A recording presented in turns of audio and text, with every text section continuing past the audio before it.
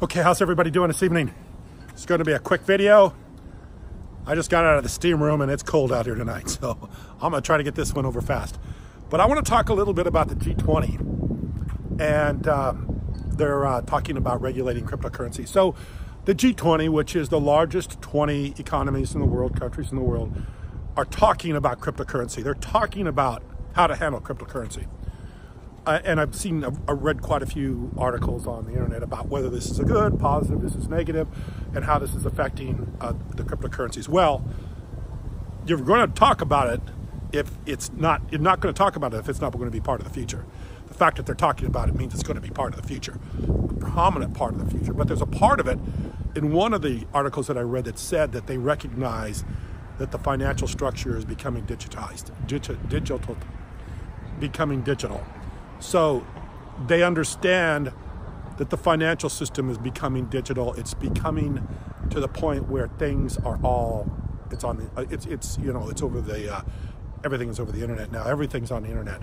So if you don't have a system in place, you don't have a method in place, if you don't have some sort of a system in place for keeping track of everything, then you're not going to have a system that's going to be able to adapt to the future. And they already understand that, and that's why they're talking about cryptocurrencies. They don't know what to do with cryptocurrencies. They're talking about regulating cryptocurrencies in a way of making sure that there isn't drug trafficking and all that other stuff taking off, and that people aren't being financially robbed and all the other stuff. All the, the minutia that you talk about before you really talked about it seriously. But the fact they're talking about gives you a big indicator that it's going to be a big part of the financial future. And the groundwork, the rails are being laid right now.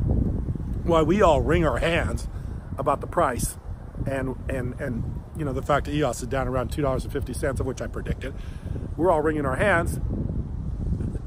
The biggest financial economies in the world are talking about it, and they're talking about how it's going to change the future, and how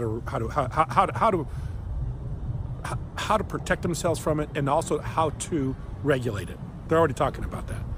This is going to be our future. It needs to be part of our future. Financial systems around the world are in shambles. If we don't have some sort of cryptocurrency blockchain future, our futures are pretty bleak. I've said that before on this channel, and I will continue to say it. If you're a young person growing up in this world, you don't need to be, you get to be my age, you're going to realize that the world wasn't what you thought it was going to be. And I think that's what's going on with people in Donald Trump. You talk about the midlife crisis.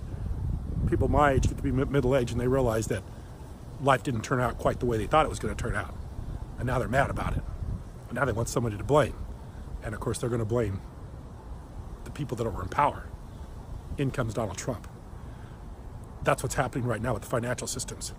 If these financial systems do not get changed over to the digital world, to the blockchain world, there's not much future left.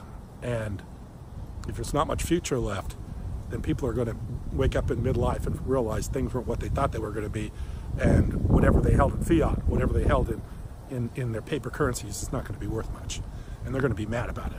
Not saying that it's going to be Donald Trump is the future for cryptocurrency, but I'm just saying, and that's what happened with a lot of people in America, and that's what happened with people overseas too, in Brexit too. People were upset about the current financial systems, the current government, so they changed over. So that's why these changes have taken place, because things just aren't what people think they are. So G20 is talking about cryptocurrency. You can see it whatever way you want to see it. But I can tell you one thing right now, cryptocurrencies are the future, and they better be the future. If they're not the future, we're in big trouble. I appreciate you watching. Thank you very much.